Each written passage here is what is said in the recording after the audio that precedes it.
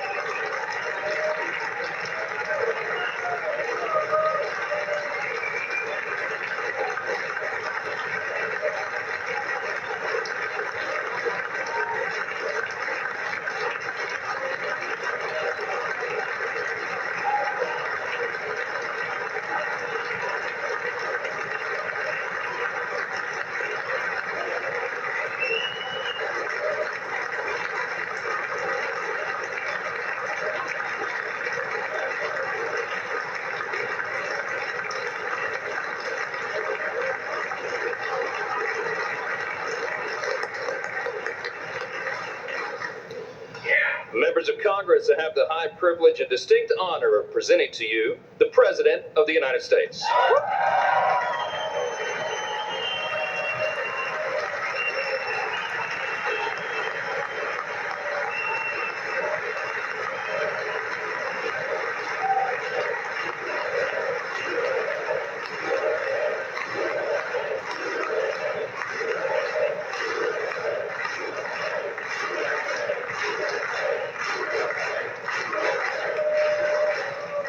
Well, thank you very much, everybody. It's really an honor.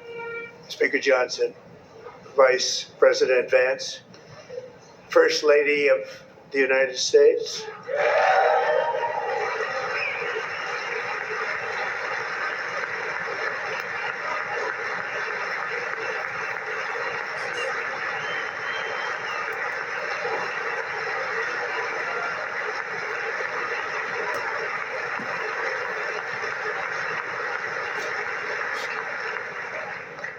Second Lady of the United States,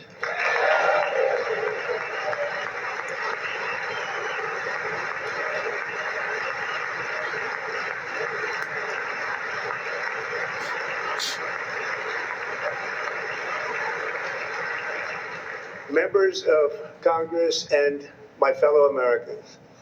Our nation is back, bigger, better, richer, and stronger than ever before.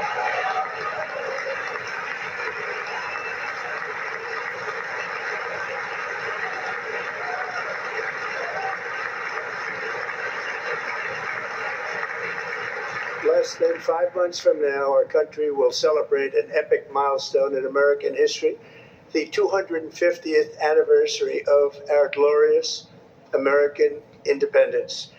This July 4th, we will mark 2.5 centuries of liberty and triumph, progress and freedom in the most incredible and exceptional nation ever to exist on the face of the earth. And you've seen nothing yet. We're going to do better and better and better. This is the golden age of America.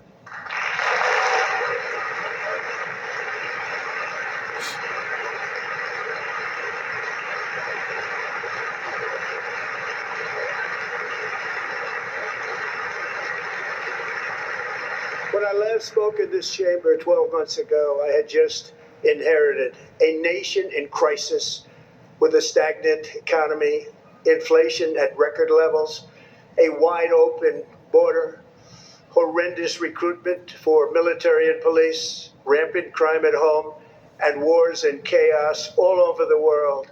But tonight, after just 1 year, I can say with dignity and pride that we have achieved a transformation like no one has ever seen before, and a turnaround for the ages. It is indeed a turnaround for the ages.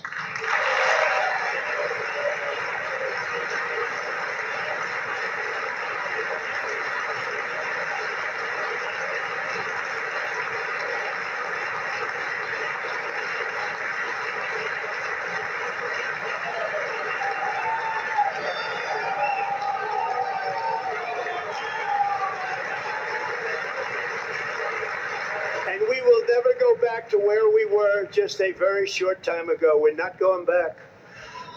Today our border is secure.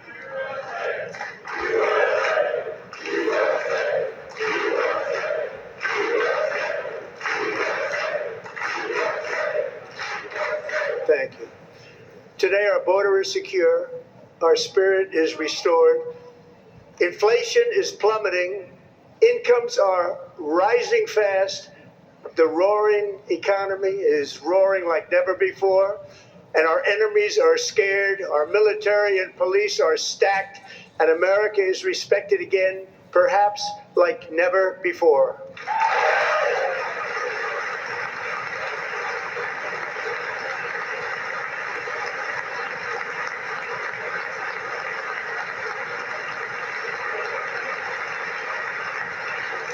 After 4 years in which millions and millions of illegal aliens poured across our borders, totally unvetted and unchecked, we now have the strongest and most secure border in American history by far.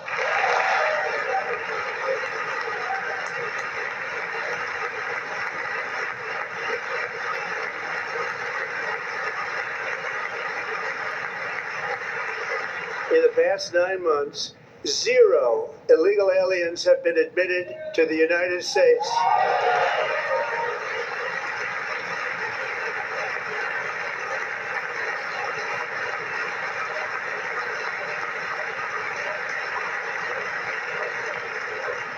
But we will always allow people to come in legally, people that will love our country and will work hard to maintain our country.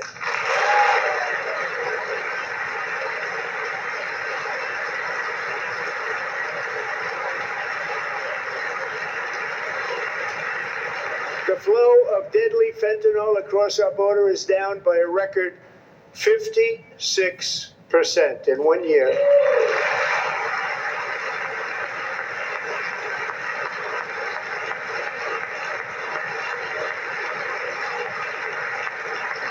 And last year, the murder rate saw its single largest decline in recorded history. This is the biggest decline, think of it, in recorded history, the lowest number in over 125 years, year 1900. In fact, substantially before my wonderful father, I had a wonderful father, Fred, before he was born, substantially before he was born.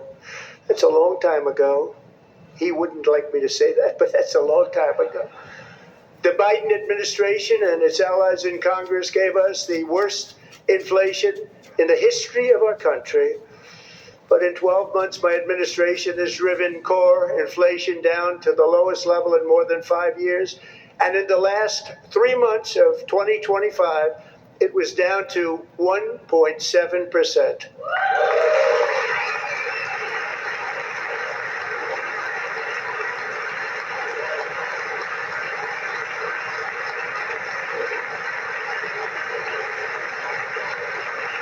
Gasoline, which reached a peak of over $6 a gallon in some states under my predecessor, it was quite honestly a disaster, is now below $2.30 a gallon in most states, and in some places $1.99 a gallon. And when I visited the great state of Iowa just a few weeks ago, I even saw $1.85 a gallon for gasoline.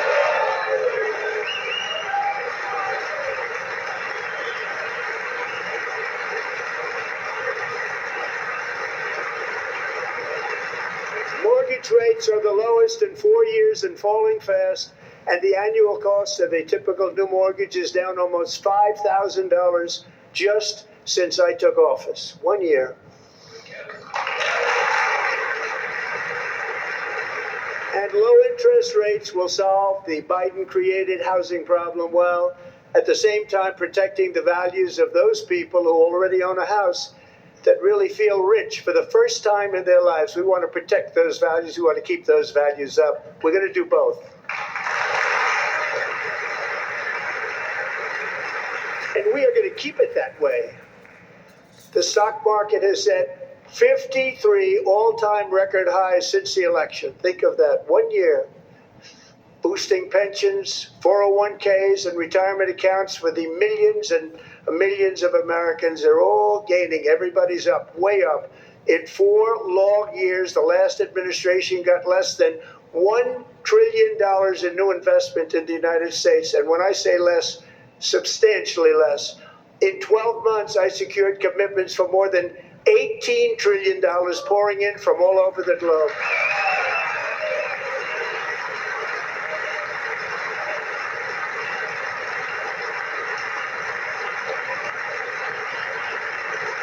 Think of it, much less than $1 trillion for 4 years versus much more than $18 trillion for 1 year. What a difference a president makes. A short time ago, we were a dead country. Now we are the hottest country anywhere in the world, the hottest.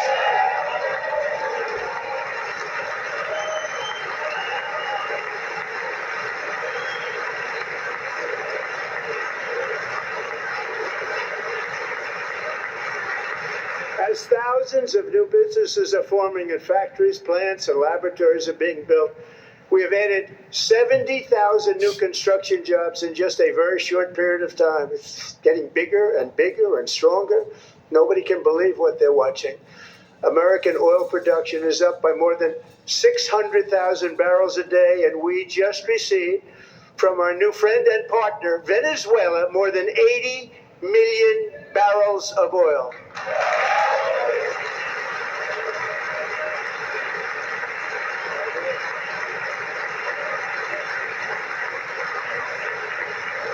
American natural gas production is at an all-time high because I kept my promise to drill, baby, drill.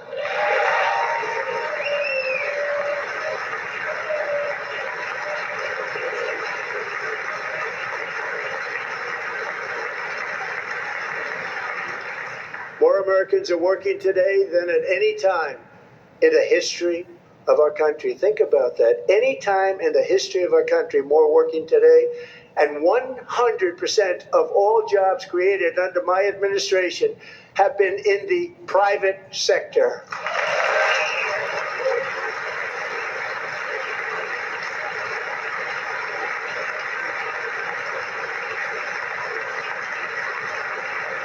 We ended DEI in America.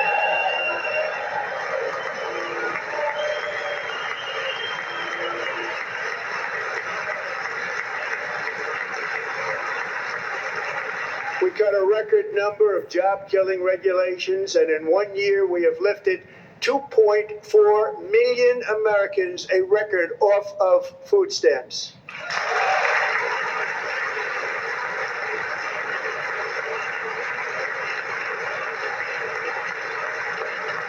And for all of these reasons, I say tonight, members of Congress, the state of our union is strong.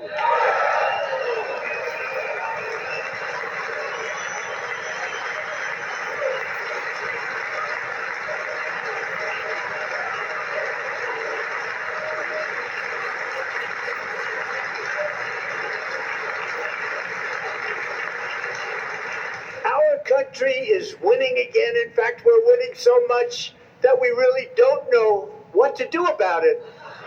People are asking me, please, please, please, Mr. President, we're winning too much. We can't take it anymore. We're not used to winning in our country. Until you came along, we're just always losing, but now we're winning too much. And I say, no, no, no, you're going to win again. You're going to win big. You're going to win bigger than ever. And to prove that point, here with us tonight is a group of winners who just made the entire nation proud. The men's gold medal Olympic hockey team. Come on in.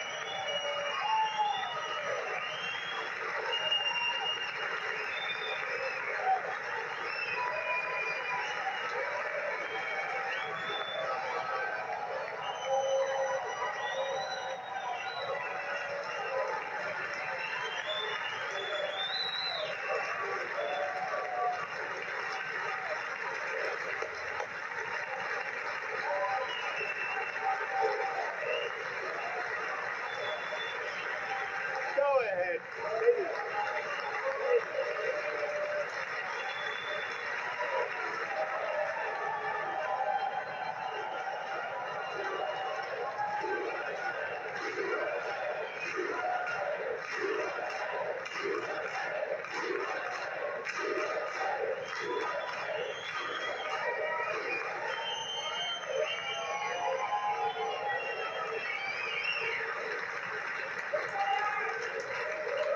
That's the first time I've ever seen them get up. And actually, not all of them did get up. But they beat a fantastic Canadian team in overtime, as everybody saw, as did the American women who will soon be coming to the White House.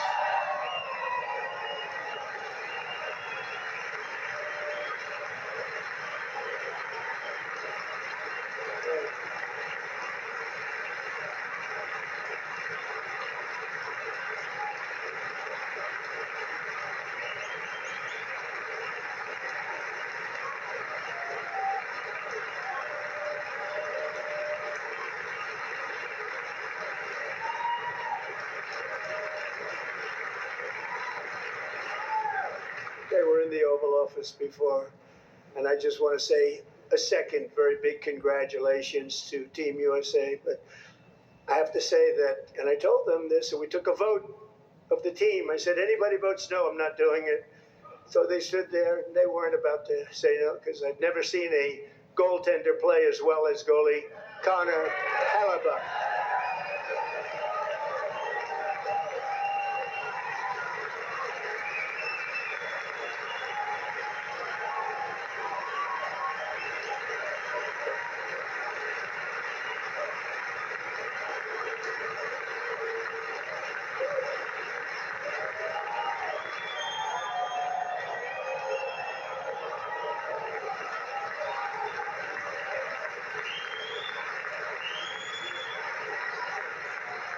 Think of it, 46 shots on goal, and I asked him, the one shot, the one where you put your stick in the back and it hit the neck of your stick and bounced off, do you practice that, or was that a little lucky?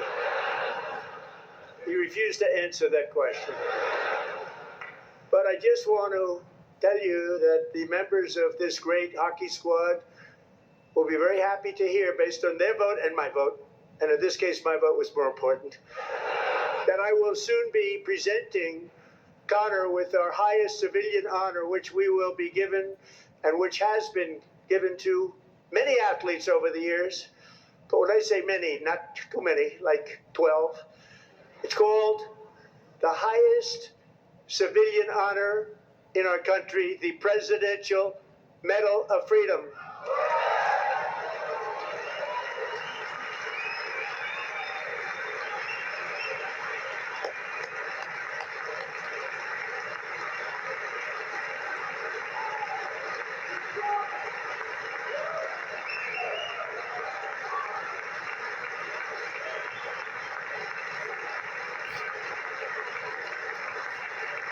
Great athletes have gotten that, very great, the best, and I thought he deserved it. And I did take a vote, every single one of them. I said, I'm not giving it if anybody goes no, and every single one of them rapidly put up their hand. So I want to thank you all. What a special job you did. What special champions you are. Thank you very much.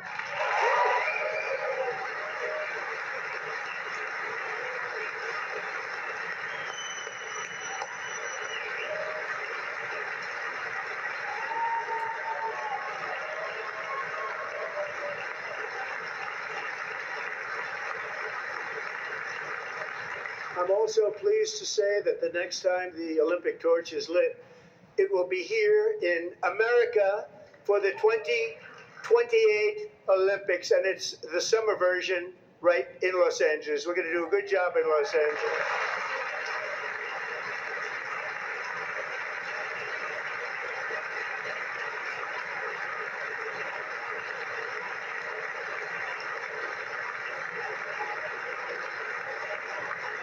And Los Angeles is going to be safe, just like Washington, D.C. is now one of the safest cities in the country.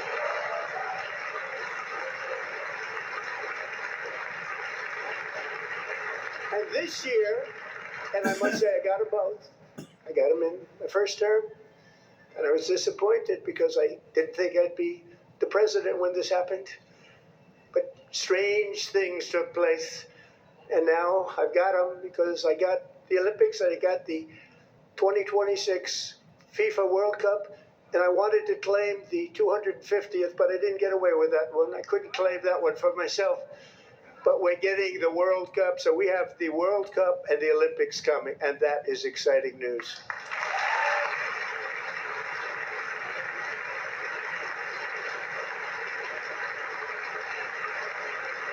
So this will be a year to celebrate our country and the heroes who have kept it free. Men like Buddy Taggart. At age 17, Buddy volunteered to defend America in World War II, serving in the Pacific under the great General Douglas MacArthur. He fought bravely in the famous Battle of Manila, worked so hard. He was badly wounded and almost killed by enemy machine guns in Luzon. And 81 years ago this month, he liberated the largest internment camp in the Philippines, one of the largest anywhere in the world.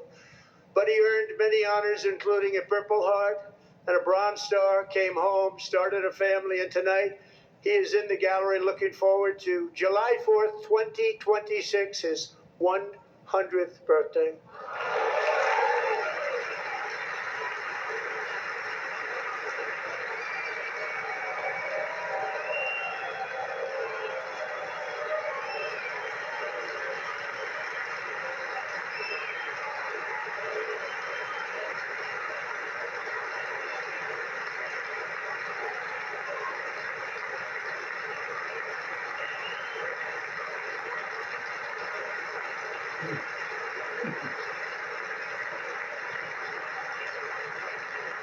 So, buddy, you're a brave man, and we salute you. Even in times of challenge, setback, and immense heartache, the spirit of 1776 has always shone through very brightly. It was July 4th of last year when floodwaters tore through a girls' summer camp in Central Texas. One of the worst things I've ever seen. I was there, rising 26 feet in the matter of minutes, tragically claiming many, many lives. You all remember that one. As the waters threatened to sweep her away, 11-year-old Millie Kate McClament closed her eyes and prayed to God. She thought she was going to die. Those prayers were answered when Coast Guard rescue swimmer Scott Ruskin descended from a helicopter above. Nobody knew where he came from. It was Scott's first ever rescue mission. A young guy, but very brave, very, very top, always top in his class. And he lifted not just Millie Kate, but 164 others to safety.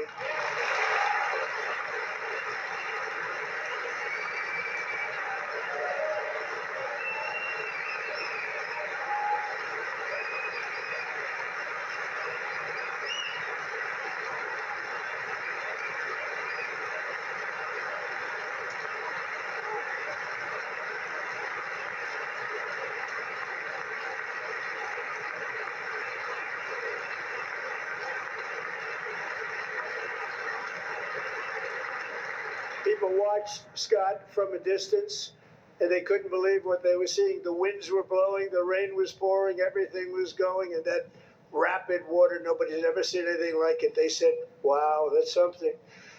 Tonight, Scott and Millie Kate are here together, reunited for the very first time. Thank you, Scott, Millie Kate.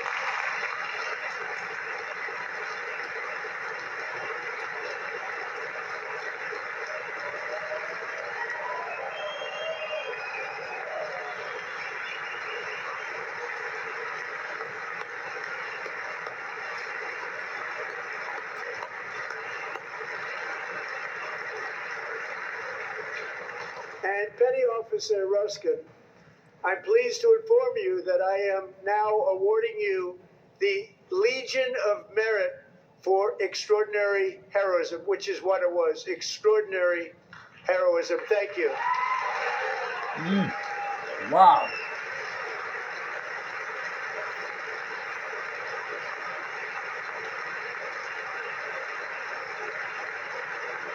And I'd like to have the military aide to please come down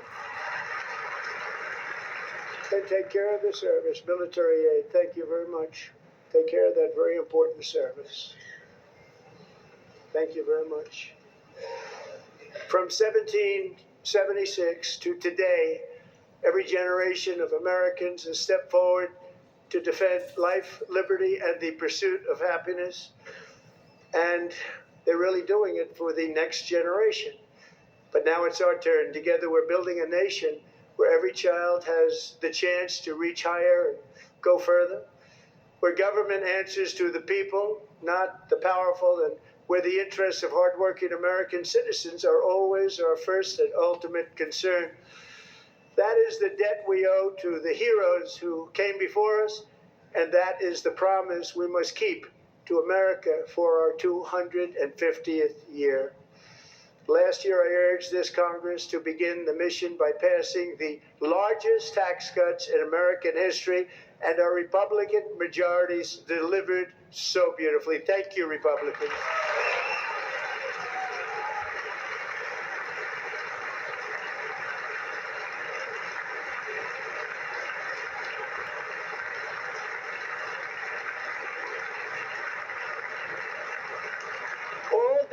Democrats, every single one of them, voted against these really important and very necessary massive tax cuts.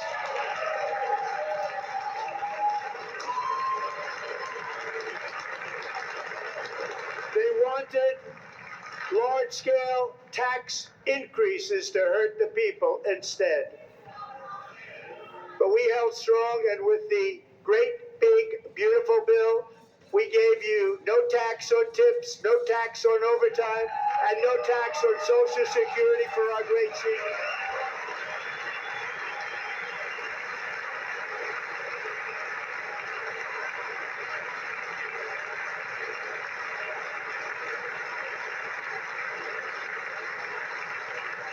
And we also made interest on auto loans tax deductible the first time, but only if the car is made in America.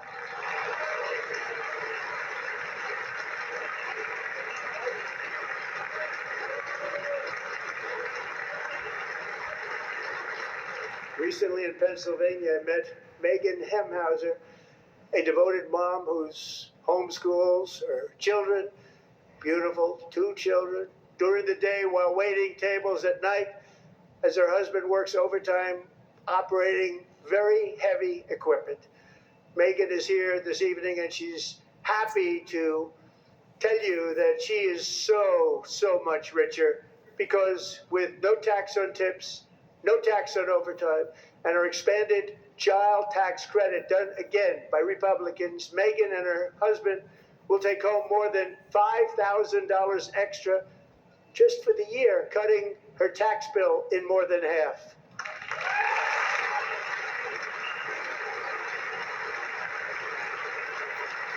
Megan, please stand up. We're fighting for you, Megan. Thank you. Thank you, Megan. We're fighting for you, Megan. Under our bill, parents like Megan can also activate their children's brand new Trump accounts. And I didn't name it. I did not name that.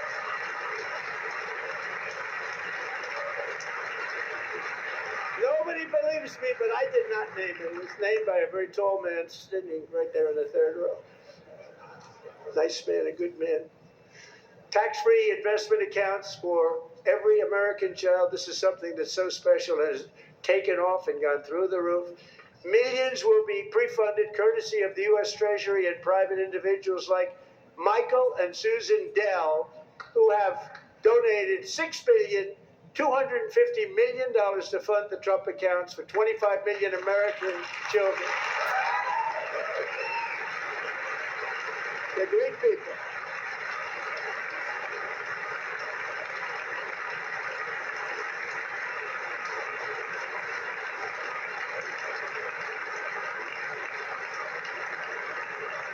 When I asked Michael Dell, how do you make all that money? He said, well, I just sat on my dorm in school and I made computers and I'd sell them to people. And I just kept selling and selling and selling. And pretty amazing story. That's called the American dream. He sold a lot of computers, a lot of those laptops. So I congratulate him on that. But I really thank him and Susan, as well as others like Brad Gerstner, a very tremendous guy. He was behind it right from the beginning. Brad Gerstner. Thank you, Brad.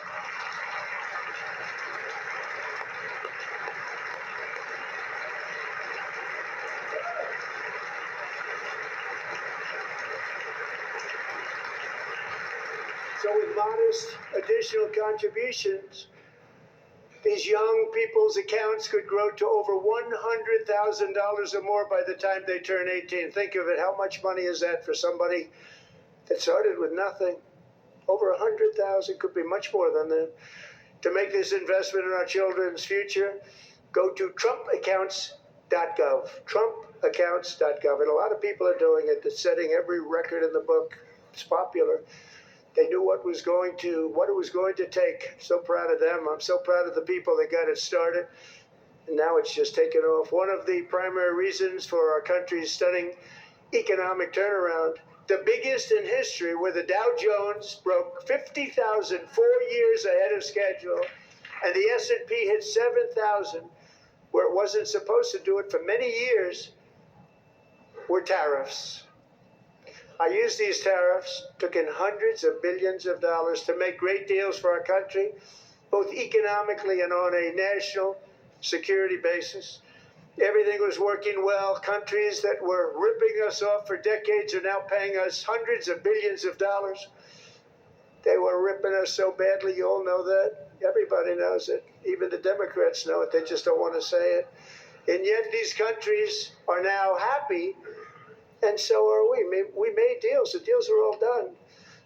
And they're happy. They're not making money like they used to, but we're making a lot of money. There was no inflation, tremendous growth. And the big story was how Donald Trump called the economy correctly, and 22 Nobel Prize winners in economics didn't. They got it totally wrong. They got it really wrong. And then just 4 days ago, an unfortunate ruling from the United States Supreme Court. It just came down. It came down. Very unfortunate ruling. But the good news is that almost all countries and corporations want to keep the deal that they already made, right, Scott? Knowing that the legal power that I, as president, have to make a new deal could be far worse for them, and therefore they will continue to work along the same successful path that we had negotiated before the Supreme Court's unfortunate involvement. So despite the disappointing ruling, these powerful country-saving, it's saving our country, the kind of money we're taking in, peace-protecting. Many of the wars I settled was because of the threat of tariffs. I wouldn't have been able to settle them without. Will remain in place under fully approved and tested alternative legal statutes. And they have been tested for a long time. They're a little more complex, but they're actually probably better, leading to a solution that will be even stronger than before. Congressional action will not be necessary. It's already time-tested and approved. And as time goes by, I believe the tariffs paid for by foreign countries will, like in the past, substantially replace the modern-day system of income tax, taking a great financial burden off the people that I love.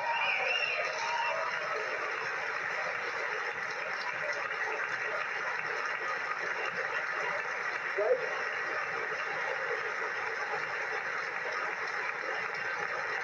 Moving forward, factories, jobs, investment, and trillions of dollars will continue pouring into the United States of America because we finally have a president who puts America first. To put America first.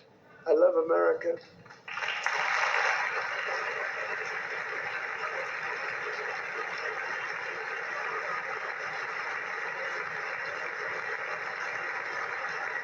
For decades before I came along, we had the exact opposite. From trade to healthcare, from energy to immigration, everything was stolen and rigged in order to drain the wealth out of the productive, hardworking people who make our country great, who make our country run. Under Biden and his corrupt partners in Congress and beyond, it reached a breaking point with the Green New Scam, open borders for everyone. They poured in by the millions and millions from prisons, from mental institutions. There were murderers, 11,888 murders. They came into our country. You allowed that to happen. And record-setting inflation that cost the typical family $34,000 in just a speck of time. Now the same people in this chamber who voted for those disasters suddenly used the word affordability, a word. They just used it. Somebody gave it to them, knowing full well that they caused and created the increased prices that all of our citizens had to endure. You caused that problem. You caused that problem.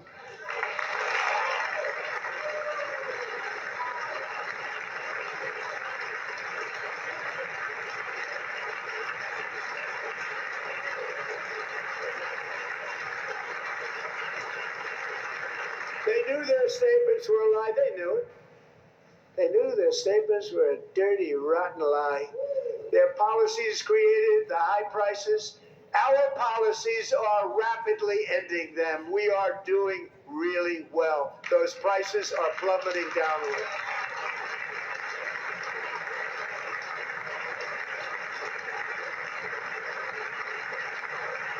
price of eggs is down 60%.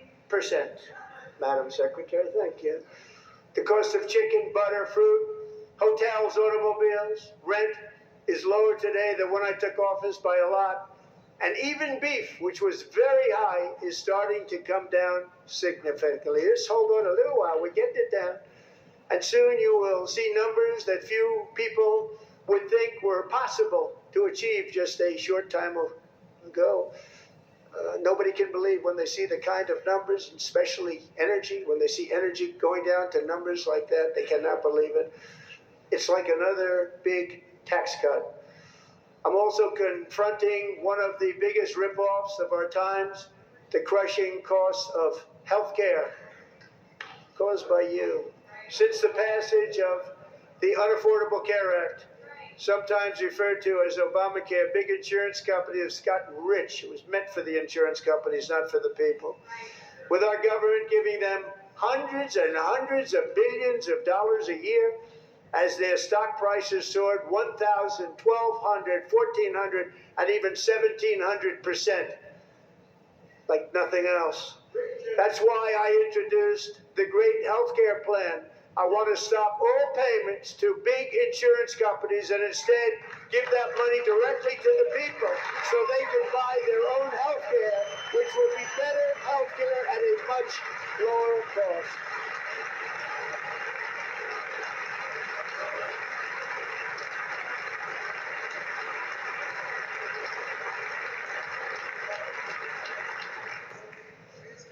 In addition, my plan requires maximum price transparency. That's a big deal. Sounds so simple, so big. And I did that in my first term, and the Democrats immediately terminated it with full knowledge that they were doing a very bad thing for the people. Costs were going to go way up, and that's what happened. And now I'm bringing them way down on health care and everything else. I'm also ending the wildly inflated cost of prescription drugs like has never happened before.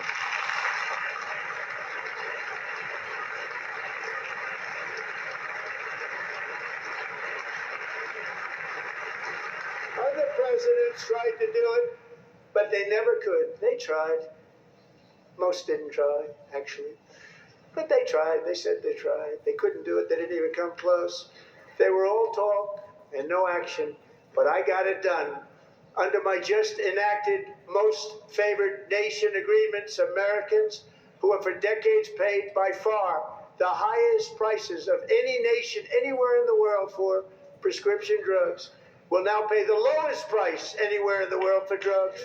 Anywhere. The lowest price.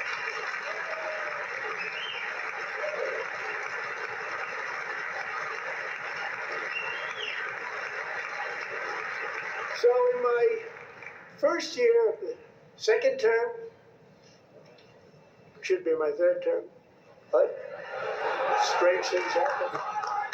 I took prescription drugs, a very big part of healthcare, from the highest price in the entire world to the lowest. That's a big achievement. The result is price differences of 300, 400, 500, 600% and more. All available right now at a new website called TrumpRx.gov. And I didn't name that one either, by the way.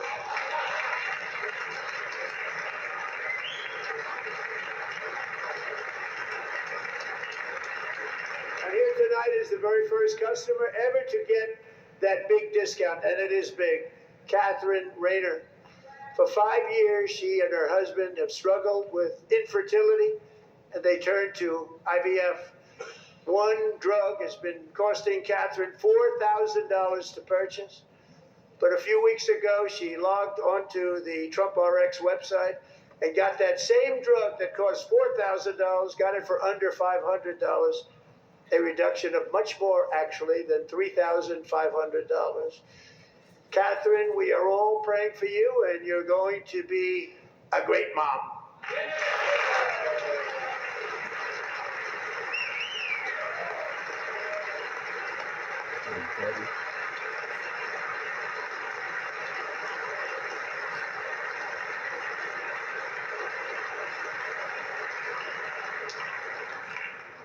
So now I'm calling on Congress to codify my most favored nation program into law. Now, the one thing I'm not sure it matters because it's going to be very hard for somebody that comes along after me to say, let's raise drug prices by 700 or 800%. But John and Mike, if you don't mind, codify it anyway. They may do it. Codify it anyway. Thank you. Many Americans are also concerned that energy demand from AI data centers could unfairly drive up their electric utility bills. Tonight, I'm pleased to announce that I have negotiated the new Ratepayer Protection Pledge. You know what that is? We're telling the major tech companies that they have the obligation to provide for their own power needs. They can build their own power plants as part of their factory so that no one's prices will go up. And in many cases, prices of electricity will go down for the community and very substantially down. This is a unique strategy never used in this country before. We have an old grid. It could never handle the kind of numbers, the amount of electricity that's needed. So I'm telling them they can build their own plant. They're going to produce their own electricity. It will ensure the company's ability to get electricity while at the same time lowering prices of electricity for you, and could be very substantial for all of you cities and towns. You're going to see some good things happen over the next number of years. Another pillar of the American dream that has been under attack is home ownership. With us tonight is Rachel Wiggins, a mom of two from Houston. She placed bids on 20 homes and lost all of those bids to gigantic investment firms that bypassed inspection, paid all cash, and turned those houses into rentals, stealing away her American dream. She was devastated. Stories like this are why last month I signed executive order to ban large Wall Street investment firms from buying up into thousands single-family homes.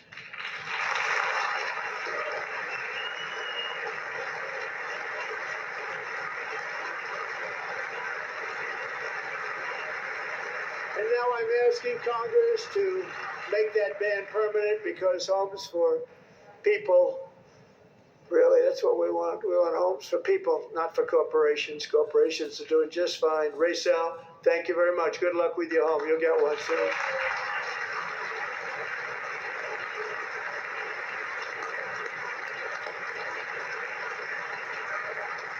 We're also working to make it easier for Americans to save for retirement. And under this administration, we will always protect Social Security and Medicare. They are not protecting it for our seniors. We will always protect Social Security, Medicare, Medicaid.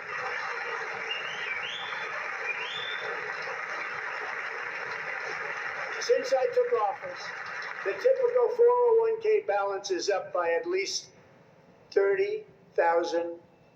That's a lot of money. We have millions and millions of people, because the stock market has done so well, setting all those records. Your 401ks are way up. Yet half of all of working Americans still do not have access to a retirement plan with matching contributions from an employer. To remedy this gross disparity, I'm announcing that next year my administration will give these oft-forgotten American workers, great people, the people that built our country, access to the same type of retirement plan offered to every federal worker. We will match your contribution with up to $1,000 each year. As we ensure that all Americans can profit from a rising stock market, let's also ensure that members of Congress cannot corruptly profit from using insider information.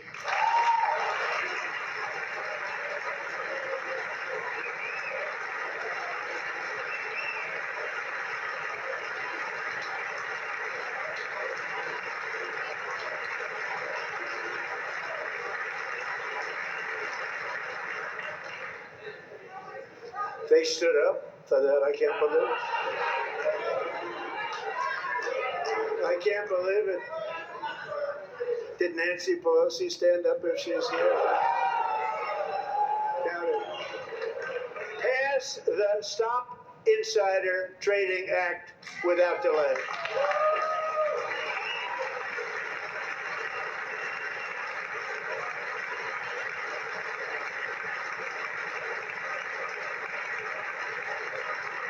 I wasn't sure if anybody, even on this side, was going to applaud for that. I'm very impressed. Thank you. I'm very impressed. But when it comes to the corruption that is plundering, it's plundering America. There's been no more stunning example than Minnesota, where members of the Somali community have pillaged an estimated $19 billion from the American taxpayer. Oh, we have all the information. And in actuality, the number is much higher than that. And California, Massachusetts, Maine, and many other states are even worse. This is the kind of corruption that shreds the fabric of a nation, and we are working on it like you wouldn't believe. So tonight, although started 4 months ago, I am officially announcing the war on fraud to be led by our great Vice President, J.D. Vance.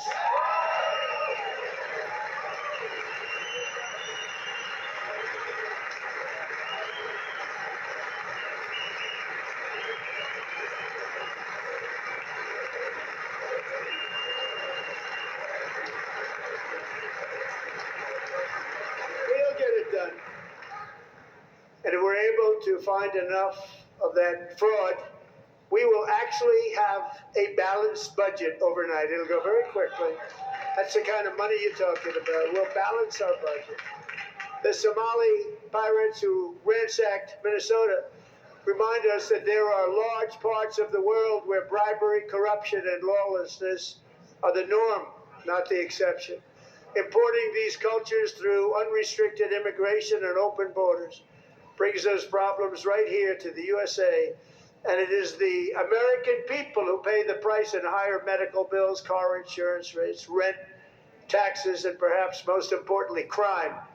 We will take care of this problem. We're going to take care of this problem. We are not playing games. Delilah.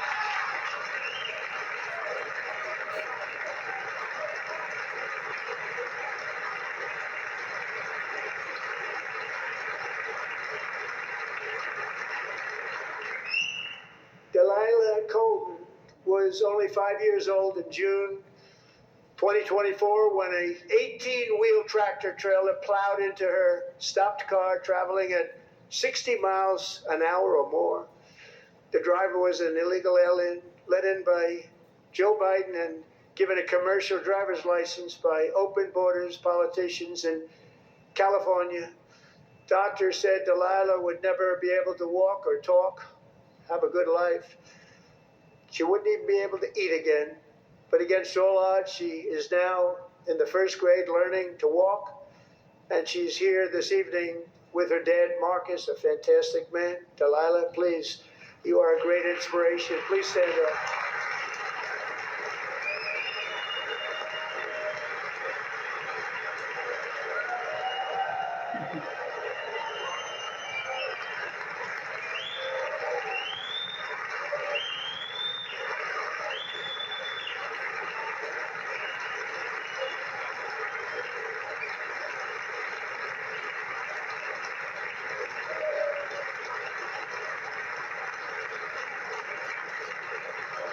Thank you, Delilah.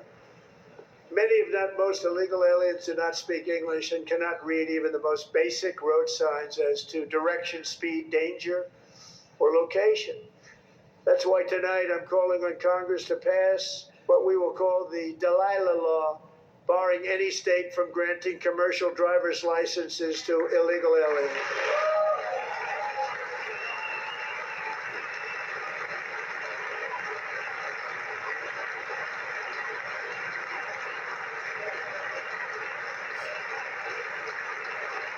And yesterday, as you probably saw at the White House, I hosted a ceremony with Americans who lost their treasured loved ones to the scourge of illegal immigration. People came into our country, how we allowed this to happen with our open borders.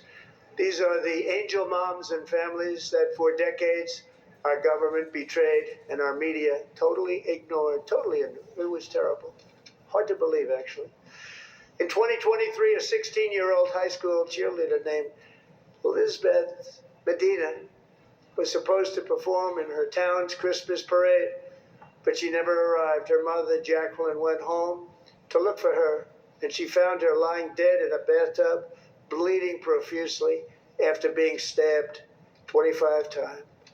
Lisbeth's killer was a previously arrested illegal alien who had broken in and brutally extinguished the brightest light in her family's life, violently and viciously. Her heartbroken mother is in the gallery to remind everyone in this chamber exactly why we are deporting illegal alien criminals to our country at record numbers, and we're getting them the hell out of here fast. We don't want them.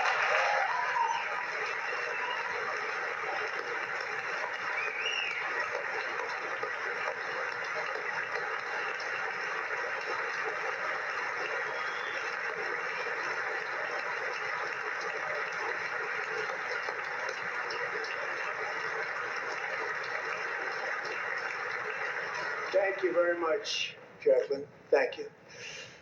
We can never forget that many in this room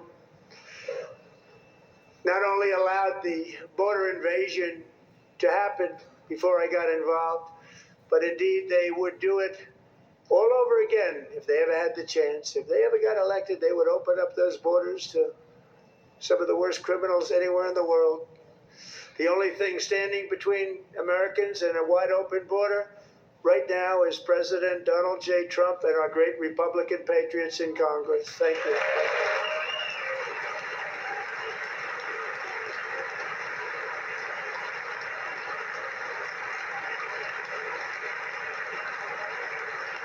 As we speak, Democrats in this chamber have cut off all funding for the Department of Homeland Security. It's all cut off. It's all cut off. They have instituted another Democrat shutdown, the first one costing us 2 points on GDP. 2 points we lost on GDP, which probably made them quite happy, actually. Now they have closed the agency responsible for protecting Americans from terrorists and murderers. Tonight I'm demanding the full and immediate restoration of all funding for the border security, homeland security of the United States, and also for helping people clean up their snow.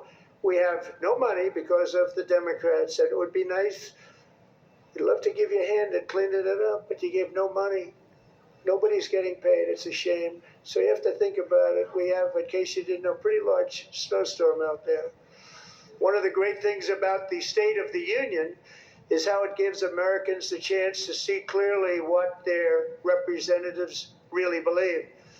So tonight I'm inviting every legislator to join with my administration in reaffirming a fundamental principle. If you agree with this statement, then stand up and show your support. The first duty of the American government is to protect American citizens, not illegal aliens.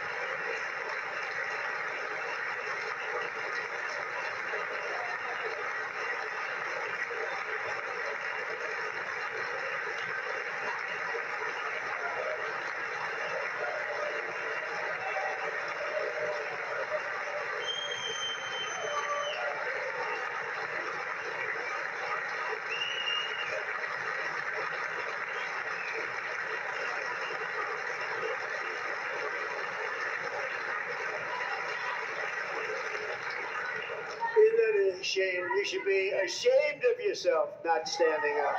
You should be ashamed of yourself. That is why I'm also asking you to end deadly sanctuary cities that protect the criminals and enact serious penalties for public officials who block the removal of criminal aliens. In many cases, drug lords, murderers all over our country, they're blocking the removal of these people out of our country, and you should be ashamed of yourself.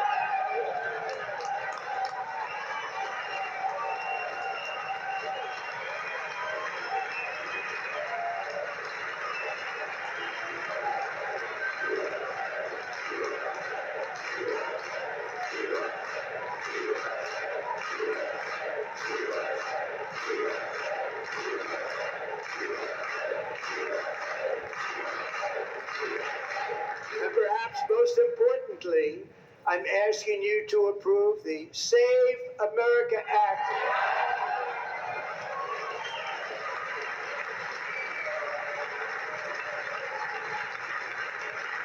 To stop illegal aliens and others who are unpermitted persons from voting in our sacred American elections. The cheating is rampant in our elections. It's rampant. It's very simple. All voters must show voter ID.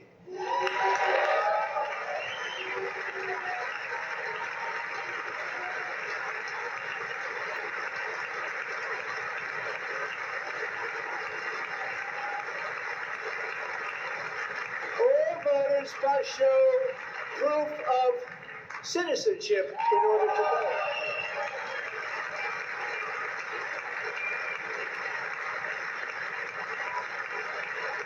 No more crooked mail-in ballots except for illness, disability, military, or travel. None. And this should be an easy one. And by the way, it's polling at 89%, including Democrats. 89%.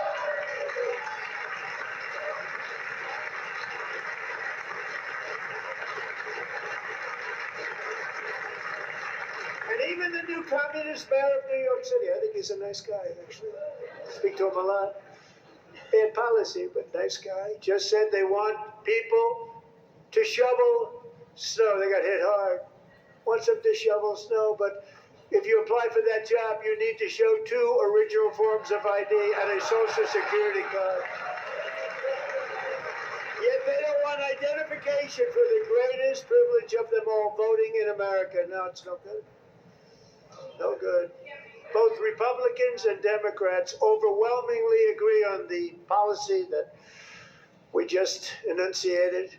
And Congress should unite and enact this common sense, country-saving legislation right now, and it should be before anything else happens.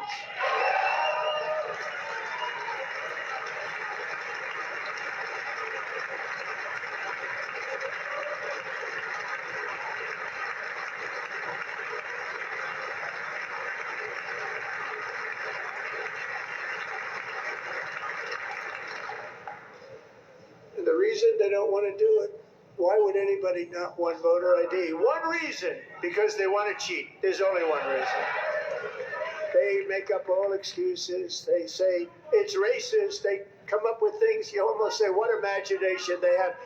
They want to cheat. They have cheated, and their policy is so bad that the only way they can get elected is to cheat. And we're going to stop it. We have to stop it, John.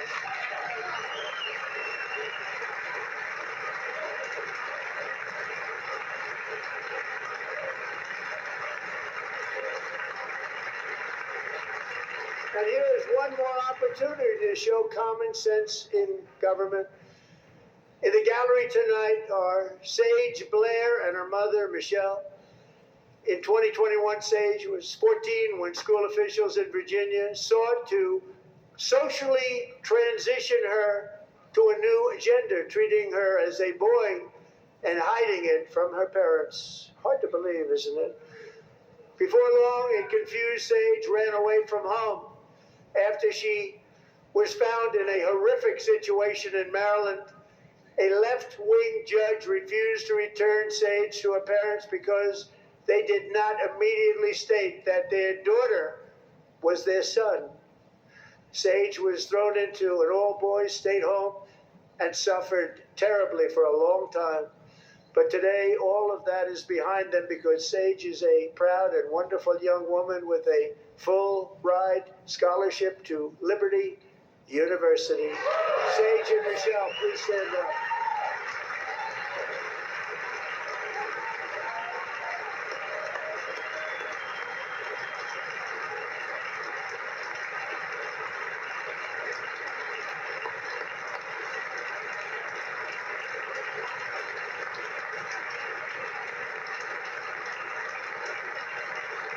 And thank you for your great bravery. And who can believe that we're even speaking about things like this?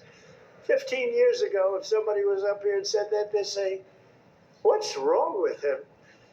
But now we have to say it because it's going on all over numerous states without even telling the parents. But surely we can all agree no state can be allowed to rip children from their parents' arms and transition them to a new gender against the parents' will. Who would believe that we're even talking about it? We must ban it, and we must ban it immediately.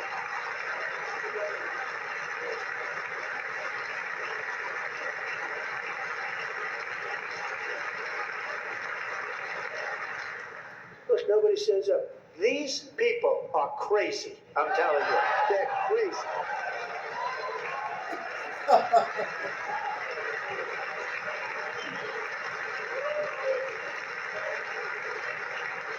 Amazing. Boy, oh boy. We're lucky we have a country. With people like this, Democrats are destroying our country, but we've stopped it just in the nick of time, didn't we?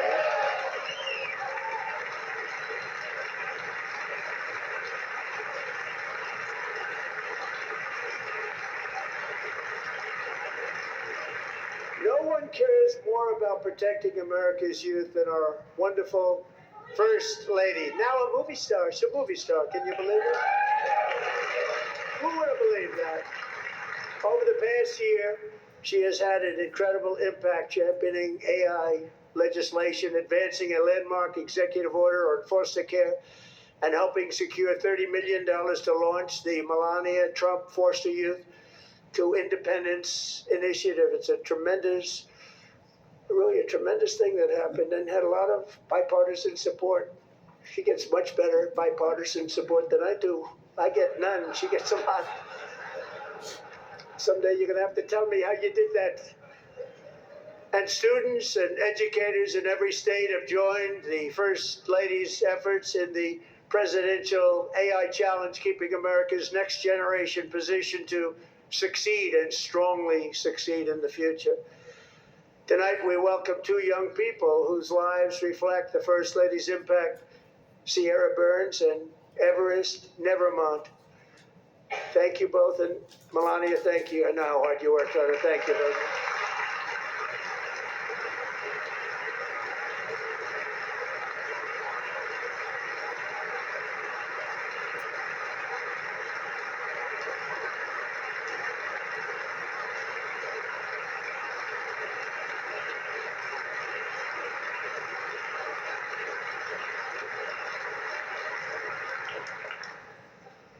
I'm very proud to say that during my time in office, both the first 4 years and in particular this last year, there has been a tremendous renewal in religion, faith, Christianity, and belief in God. Tremendous renewal.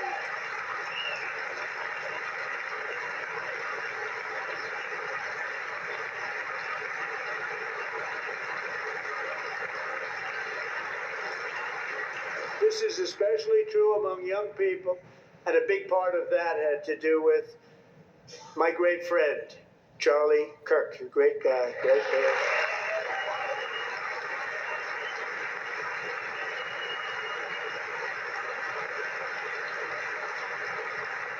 So last year, Charlie was violently murdered by an assassin and martyred, really martyred for his beliefs. His wonderful wife, Erica, is with us tonight. Erica, please stand.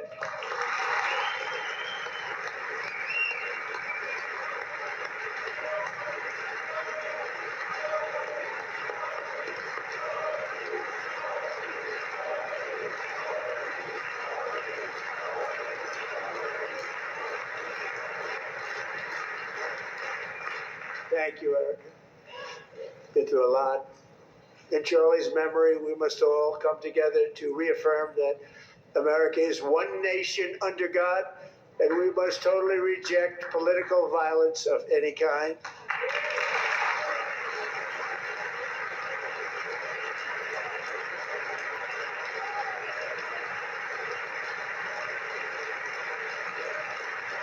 We love religion, and we love bringing it back, and it's coming back at levels that nobody actually thought possible. It's really a beautiful thing to see. Above all, unleashing America's promise requires keeping our communities safe. We have made incredible strides, yet dangerous repeat offenders continue to be released by pro-crime Democrat politicians again and again. We are honored to be joined tonight by a woman who's been through hell, Anya Zaretsky. In 2022, she and her beautiful daughter, so beautiful, what a beautiful young woman, Irina, fled war-torn Ukraine to live with relatives near Charlotte, North Carolina. And by the way, what's going on with Charlotte? Last summer, 23-year-old Irina was riding home on the train when a deranged monster who had been arrested over a dozen times and was released through no cash bail, stood up and viciously slashed a knife through her neck and body. No one will ever forget. There were people on that train. No one will ever forget the expression of terror on Irina's face as she looked up at her attacker in the last seconds of her life. She died instantly. She had escaped a brutal war only to be slain by a hardened criminal, set free to kill in America, came in through open borders. Mrs. Zaretsky, tonight I promise you we will ensure justice for your magnificent daughter, Irina.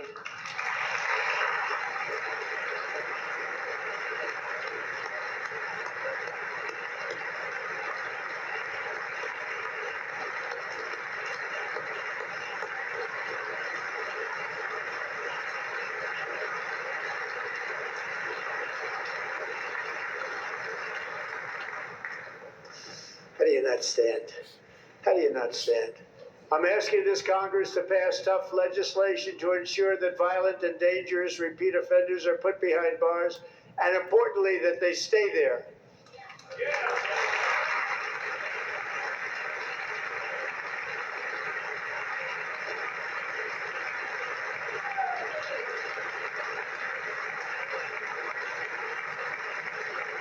Starting last summer, I deployed our National Guard and federal law enforcement to restore law and order to our most dangerous cities, including Memphis, Tennessee, big success, New Orleans, Louisiana, big success, and our nation's capital itself, Washington, D.C., where we have almost no crime anymore in Washington, D.C. How did that happen?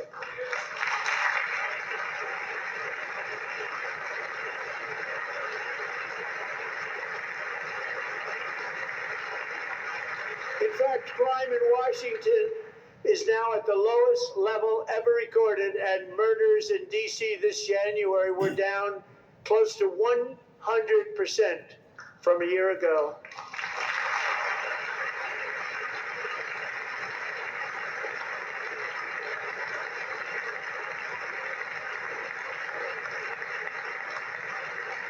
They don't like to hear that.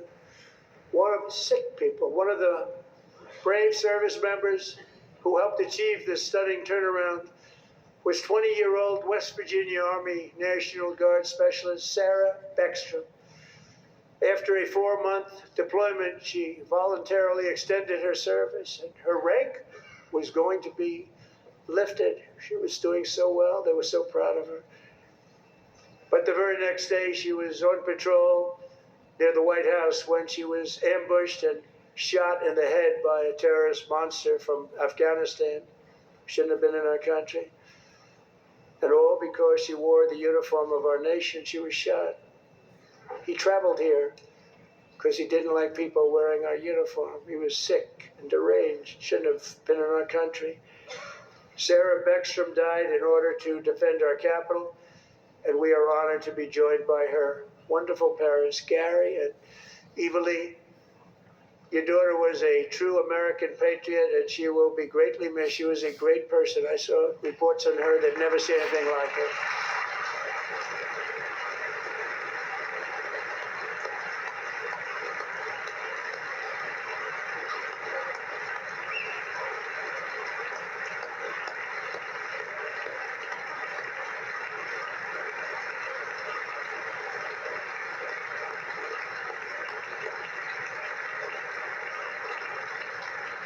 So sorry. Thank you very much.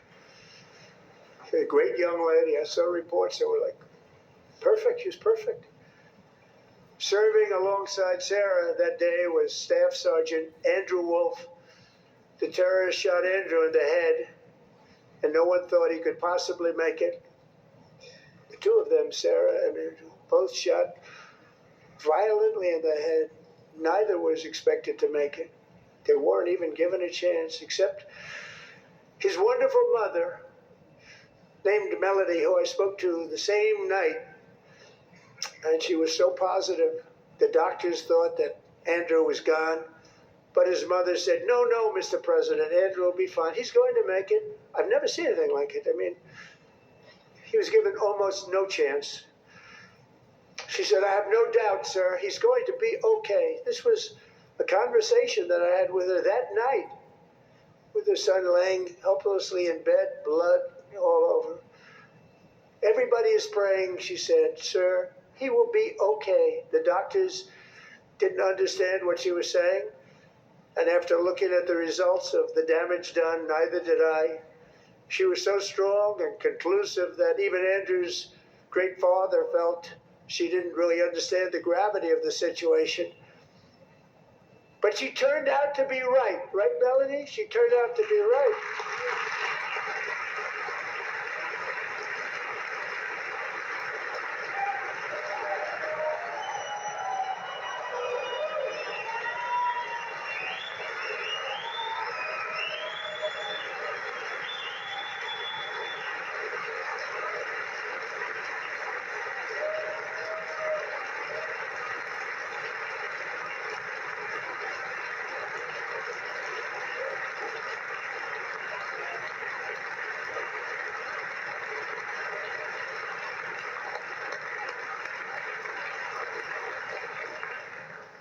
Amazing, actually.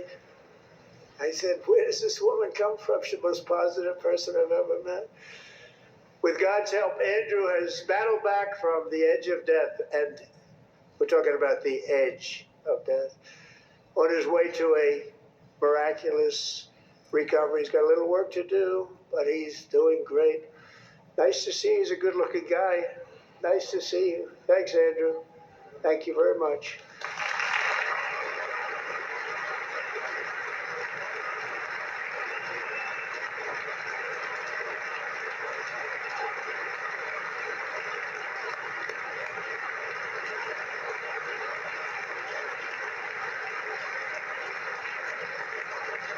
So, Andrew, while you're up, now I'm going to ask a highly respected General James Seward to present Staff Sergeant Andrew Wolf and the great family of Sarah Beckstrom with the award created by our late great President George Washington himself. It's called the Purple Heart.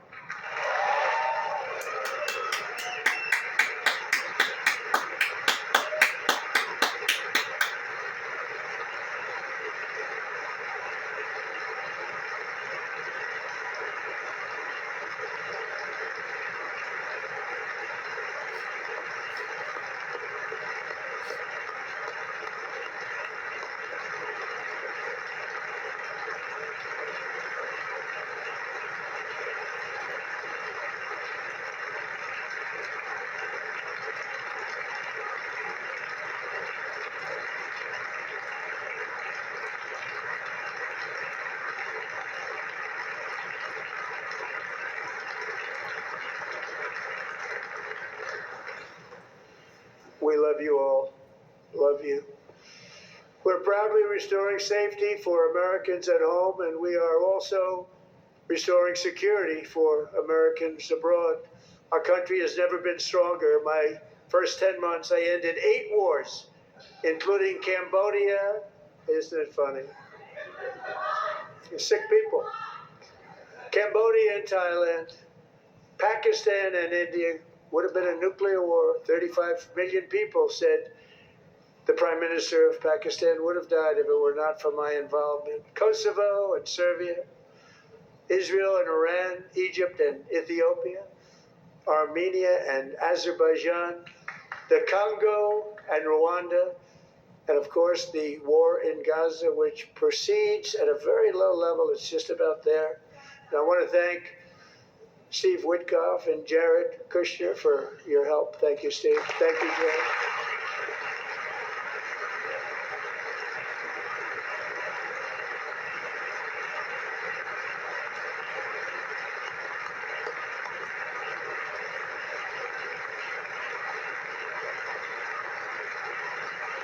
And I also want to thank the man they report to, Secretary of State Marco Rubio. Thank you, Marco.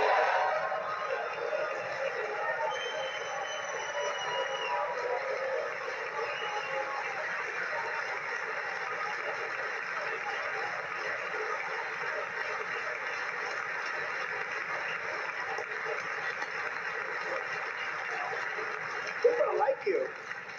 You know, Marco got 100% of the votes when he was in confirmation. I think our next one was about 54%.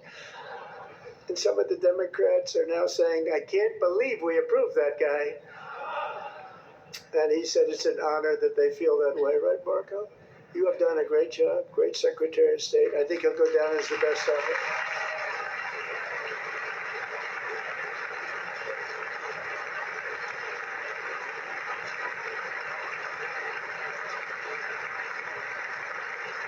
Under the ceasefire I negotiated, every single hostage, both living and dead, has been returned home. Can you believe that?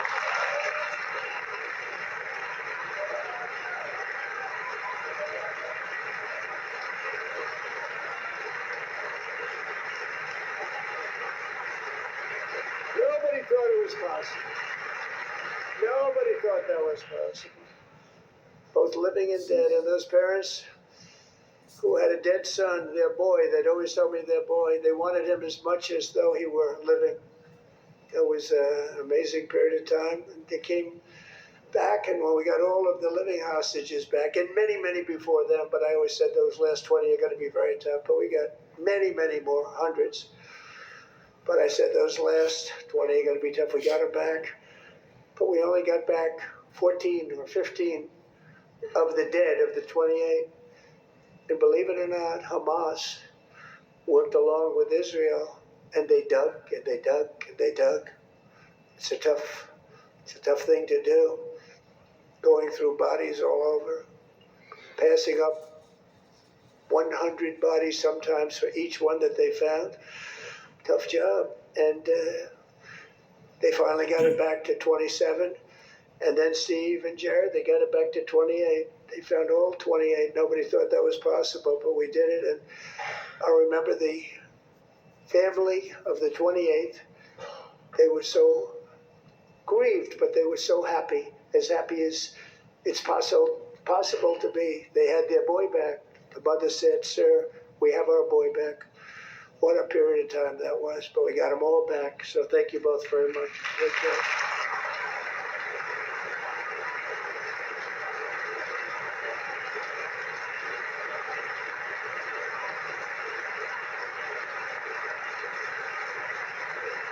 And we're working very hard to end the ninth war, the killing and slaughter between Russia and Ukraine, where 25,000 soldiers are dying each and every month. Think of that, 25,000 soldiers are dying a month. A war which would have never happened if I were president. Would have never happened. As president, I will make peace wherever I can, but I will never hesitate to confront threats to America wherever we must. That's why in a breakthrough operation last June, the United States military obliterated Iran's nuclear weapons program with an attack on Iranian soil known as Operation Midnight Hammer.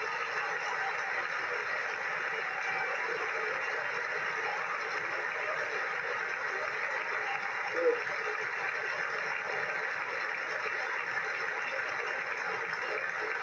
For decades, it had been the policy of the United States never to allow Iran to obtain a nuclear weapon. Many decades. Since they seized control of that proud nation 47 years ago, the regime and its murderous proxies have spread nothing but terrorism, death, and hate. They've killed and maimed thousands of American service members and hundreds of thousands and even millions of people with what's called roadside bombs. They were the kings of the roadside bomb. And we took out Soleimani. I did that during my first term. Had a huge impact. He was the father of the roadside bomb.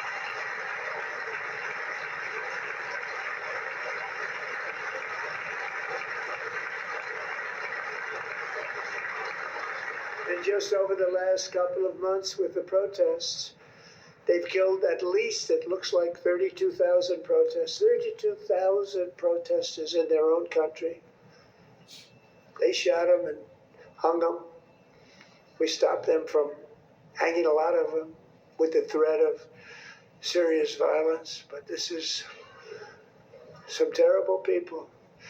They've already developed missiles that can threaten Europe and our bases overseas, and they're working to build missiles that will soon reach the United States of America.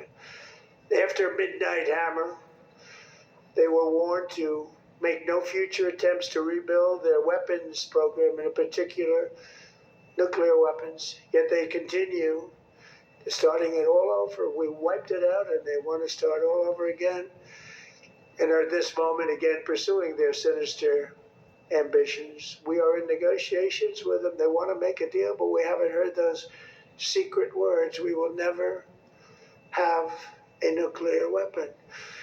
My preference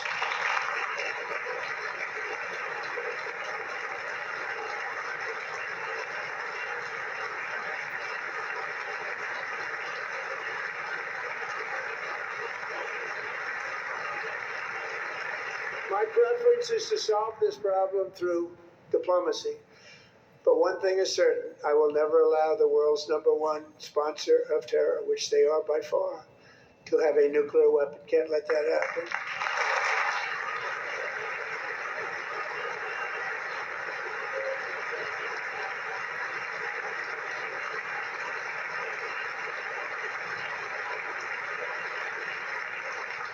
And no nation should ever doubt America's resolve.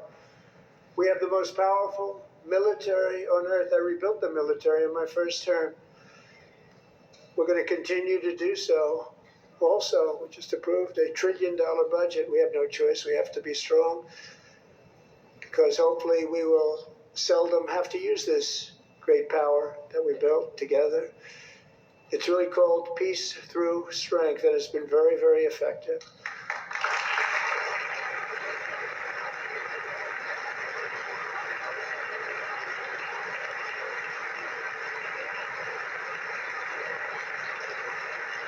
So thanks to Republicans in Congress, we're investing that record number of dollars, have no choice, in the United States Armed Forces. Also creating a lot of jobs, but we're not even doing it for that reason. Because as I said, we have more jobs, more people working today than ever before in the history of our country.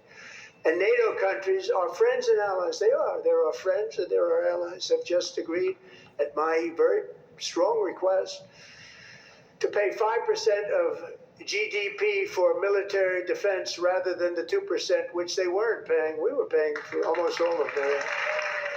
Now they're paying 5 as opposed to not paying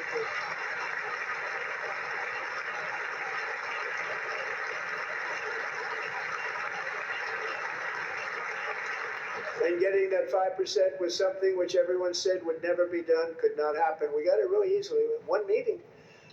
And big difference between 2% that's not paid. We were paying the freight of many of them. Very few were paid out. Now 5%, then they're paid. And everything we send over to Ukraine is sent through NATO, and they pay us in full. They pay us totally in full. Every branch of our armed forces is setting records for recruitment. This is so exciting. And every service member recently.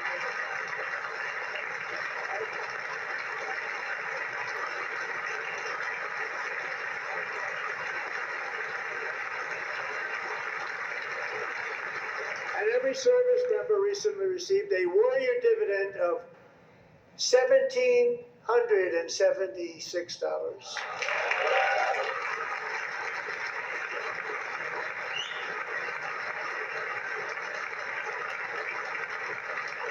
You know, they put it on my desk. We got the money from tariffs and other things, a lot of money we have. We have much more money than people understand. Have to rebuild that program a little bit, but it won't take long. But we got the money, and it was $1,775, and they wanted my approval. And I said, what's the number? $1,775. I said, wait a minute, for one more dollar, we can have $1,776. I said, we're going to figure that. I never asked anybody if we could afford it. One more dollar, I said $1,776. And I said, that's good. And I'll tell you what, our military, that was 4 months ago, our military, I never see a person in the military that doesn't thank me for it. So we're honored to do it. They deserve it. And we call it 1776. It was great. And we love our military. We love our law enforcement. We love our firemen. You know, the firemen don't get mentioned enough. We love our firemen. We're also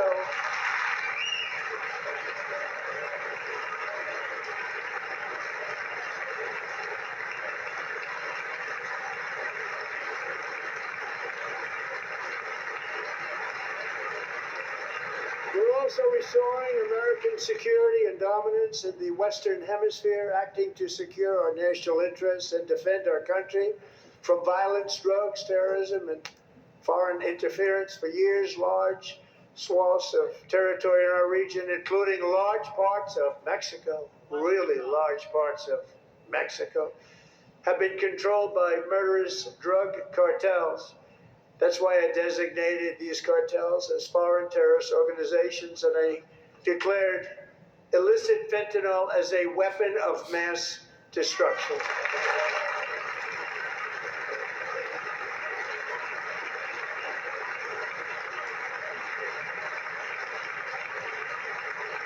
And with our new military campaign, we have stopped record amounts of drugs coming into our country and virtually stopped it completely coming in by water or sea. You probably noticed that. You very seriously damaged their fishing industry also. Nobody wants to go fishing anymore. We've also taken down one of the most sinister cartel kingpins of all. You saw that yesterday. In January,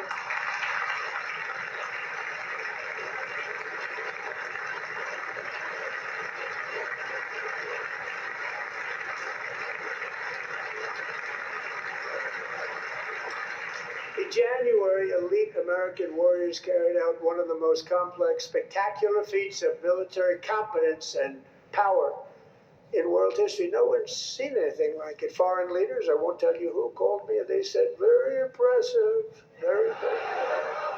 They couldn't believe, they all watched, they saw what happened. This is a different fighting force than we had years ago when we fought to tie. You know, it's a great fighting force. I'm so proud of it. Look at Space Force. Space Force is my baby. Because we did that. My baby is becoming so important.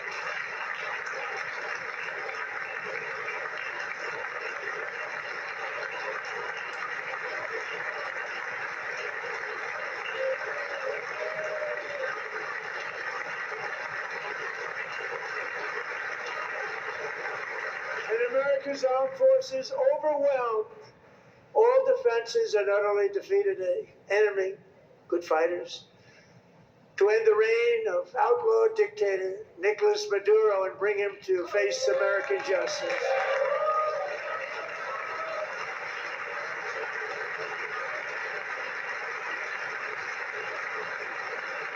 And this was an absolutely colossal victory for the security of the United States, and it also opens up a bright new beginning for the people of Venezuela. We're working closely with the new president of Venezuela, Delcy Rodriguez, to unleash extraordinary economic gains for both of our countries and to bring new hope to those who have suffered so terribly.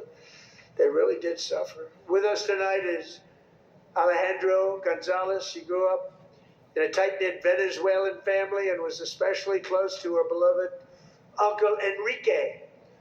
But after Enrique ran for office and opposed Maduro, he was kidnapped by Maduro's security forces and thrown into the regime's really infamous prison in Caracas. Alejandro feared she would never see her uncle again. She feared for her own life also. But since the raid, we have worked with the new leadership, and they have ordered the closure of that vile prison and released hundreds of political prisoners already, with more to come. Alejandro, I'm pleased to inform you that not only has your uncle been released, but he is here tonight. We brought him over to celebrate his freedom with you in person. Enrique, please come down.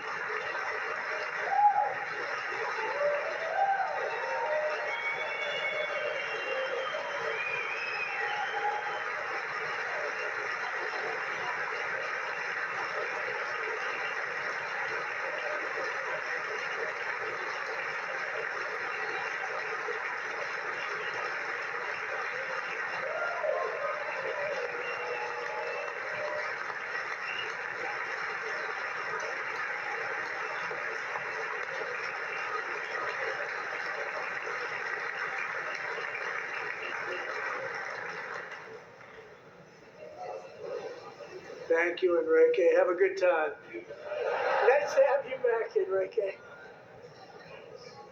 There were many heroes on that January raid to capture Maduro. Really great heroes. It was very dangerous. They knew we were coming. They were all set. But the deeds of one warrior that night will live forever in the eternal chronicles of military valor. Chief Warrant Officer 5, Eric Slover, planned the mission and was the flight lead in the cockpit of the first helicopter.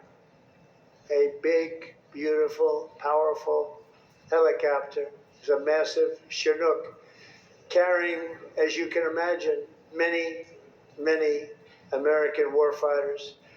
Wearing the dog tags, his wife Amy had blessed with holy water before he left. She knew it was going to be a rough one. Eric steered the Chinook under the cover of night and descended swiftly upon Maduro's heavily protected military fortress. This was a major military installation, protected by thousands of soldiers and guarded by Russian and Chinese military technology. How did that work out? Not too good. While preparing to land, enemy machine guns fired from every angle, and Eric was hit very badly in the leg and hip, one bullet after another. He absorbed 4 agonizing shots, shredding his leg into numerous pieces. And yet, despite the fact that the use of his legs was vital to successful helicopter flight, legs are the most important part of flying a helicopter, to deliver the many commandos who would capture and detain Maduro was the only thing Eric was thinking about. Then, even as he was gushing blood, which was flowing back down the aisle, helicopter lands at a steep angle. The machine gun stood right in front of him. They were right in front of him, 2 machine gunners who escaped the wrath of the previous planes. Eric maneuvered his helicopter with all of those lives and souls to face the enemy and let his gunners eliminate the threat. Turned the helicopter around so the gunners could take care of business, saving the lives of his fellow warriors from what could have been a catastrophic crash deep in enemy territory. Only after safely landing the helicopter with all the warriors aboard in the exact right spot, which was vital to the mission, probably would have had to maybe cancel the mission if that didn't happen. Eric told his co-pilot, also wounded, but not as gravely, to take over. I'm about ready to pass out. The success of the entire mission and the lives of his fellow warriors hinge on Eric's ability to take the searing pain. It was unbelievable what's happened to his legs of the bullets and keep on flying and landing. People knew what was happening. Everybody in the back of the helicopter knew because they saw the blood pouring down the aisle. Chief Warrant Officer Slover is still recovering from his serious wounds, but I'm thrilled to say that he is here tonight with his wife Amy, Eric, and Amy, come on in.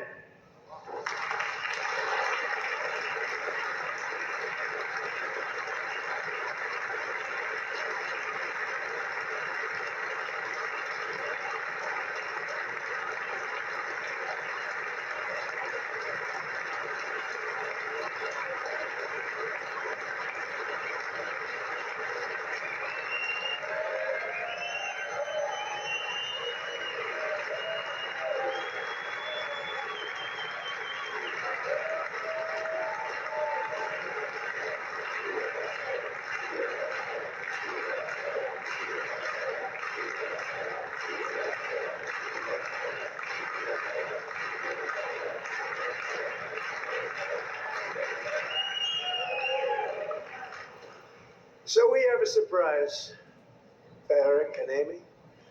In recognition of Eric's actions above and beyond the call of duty, I would now like to ask General Jonathan Braga to present Chief Warrant Officer Slover with our nation's highest military award, the Congressional Medal of Honor.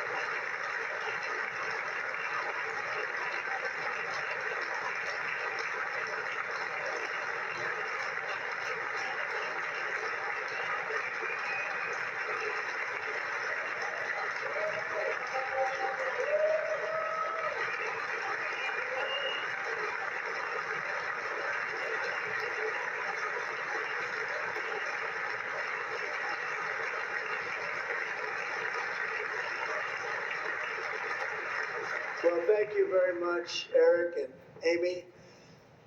Great to get to know you. I met with them and with a lot of their fellow warriors at Fort Bragg recently. You notice the name Fort Bragg, we have it back, we brought it back. We won the First World War with it, the Second World War with it, and then they decided to change the name. So we changed it back. Everybody wanted to change back too. And 10 of Eric's fellow warriors from that incredible night of victory will also be receiving medals at a private ceremony that will soon be held at the White House. And Eric will do that.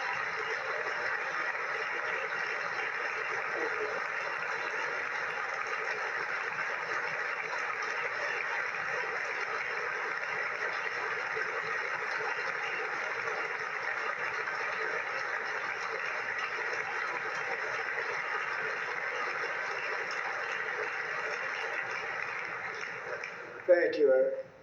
That's a big one. Tonight we've celebrated many truly extraordinary American patriots, but there is one last living legend to honor before we go.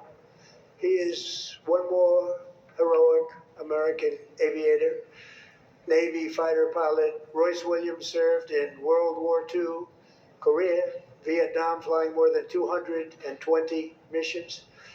In the skies over Korea in 1952, Royce was in the dogfight of a lifetime, legendary dogfight. Flying through blizzard conditions, his squadron was ambushed by 7 Soviet fighter planes. It was his first aerial combat of the war, and despite being massively outnumbered and outgunned, Royce led the takedown of 4 enemy jets and almost destroyed the others, vanquishing his adversaries while taking 263 bullets to his own plane and being seriously hurt. His story was secret for over 50 years. He didn't even want to tell his wife, but the legend grew and grew. But tonight, at 100 years old, this brave Navy captain is finally getting the recognition he deserves. He was a legend long before this evening. Royce, please stand up, and I will ask the First Lady of the United States to present Captain Royce Williams with his Congressional Medal of Honor.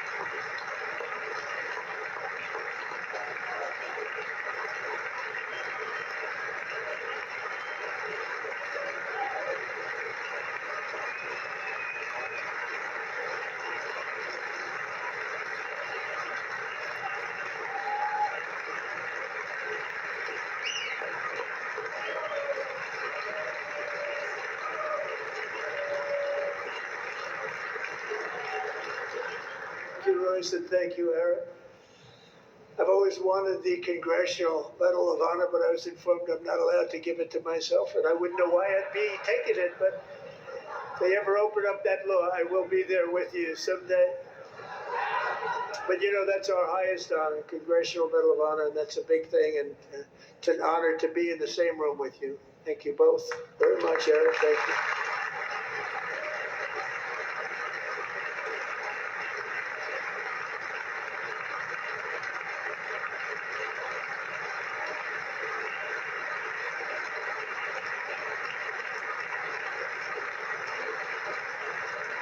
Thank you.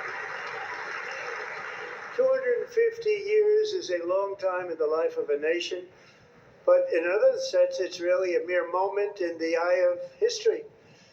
Two of the gentlemen we met in the gallery this evening took their first breaths 1 century ago, 100 years before that, on July 4th, 1826, the author of the Declaration of Independence, brilliant, Thomas Jefferson, drew his last breath. Just a single long human lifespan separates the giants who declared and won our independence from the heroes who stand among us tonight. Everything our nation has done, everything we have achieved, has been the work of those few great lifetimes. In those brief chapters, Americans built this nation from 13 humble colonies into the pinnacle of human civilization and human freedom, the strongest, wealthiest, most powerful, most successful nation in all of history. Americans ventured out across the daunting and dangerous continent. We carved paths through an unforgiving wilderness, settled a boundless frontier, and tamed the beautiful but very, very dangerous Wild West. From empty marshes and wide open plains, we raised up the world's greatest cities.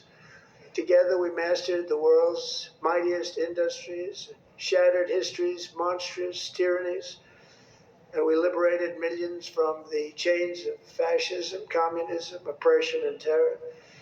Americans lifted humanity into the skies on the wings of aluminum and steel.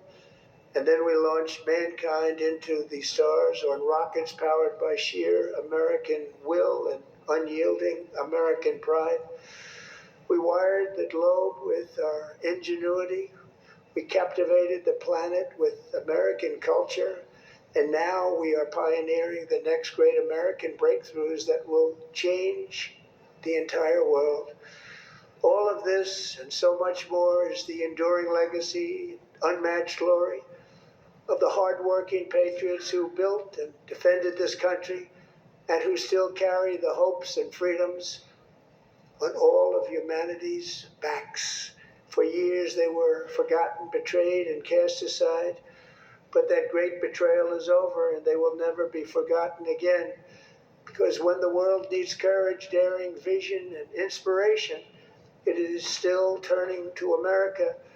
And when God needs a nation to work his miracles, he knows exactly who to ask.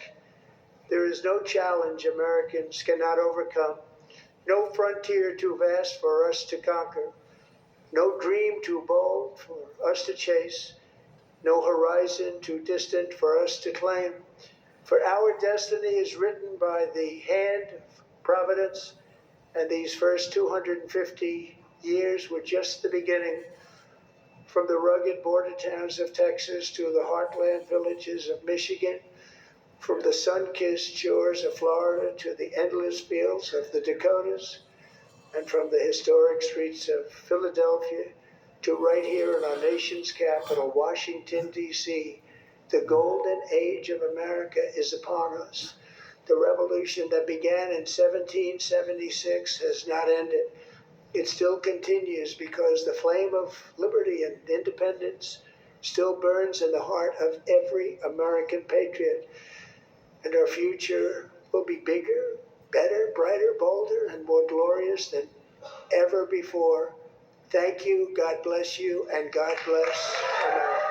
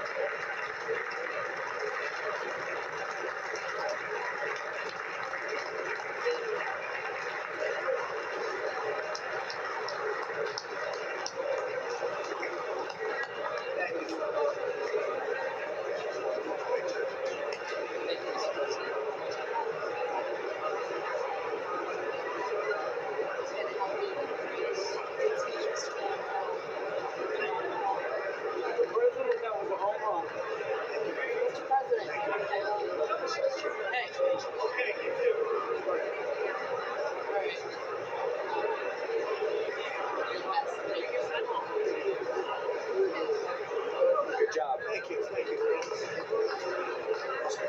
Very well done. Great job. Oh, good. Good. Good. See you. See you. Thank you. Well done. God bless you. Great job. Good man. Thank you. Excellent speech, Mr. Thank you. President. So good, man. So good. Thank you. Mr. President. Mr. President. Thank you. Best ever. Mr. President. Oh, that's it's not. Thank you. Where you going, man?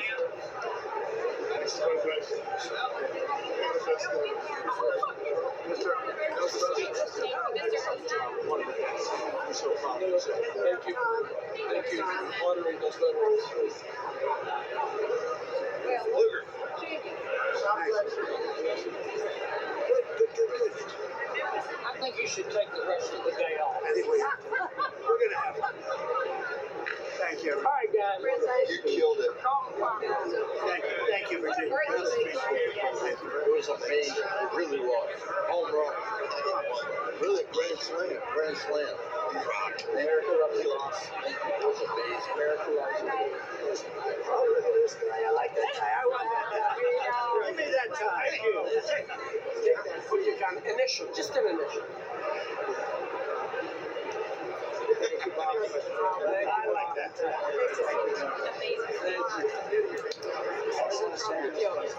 Thank you, everybody. Mr. President, outstanding speech, sir. Mr. President. Here you will. You get mine. She did good. They love the insider trading stuff. Great guy. How's he doing? He's a youngster. He fell asleep a couple times. You did amazing. You really did. Great speech. Proud of you. Great job, Mr. President. Thanks for your leadership. Well done. God bless you. God bless you, sir. Thank you, fellas. Dude, there's a big statement coming from you guys. Great job. Great job. Yes, sir. Love the finish.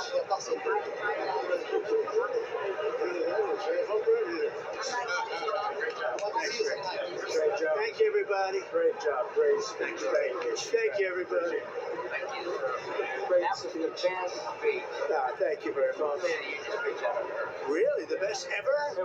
That's a nice coming from you. That's a big statement. There he is. Great job, Adele. Congratulations, Mr. President. Thank you. Thanks so much. Thank you. Very well made to talk to you. Congratulations, Mr. President. Thank you. Mr. President. And he leaves the chamber. The speech is over.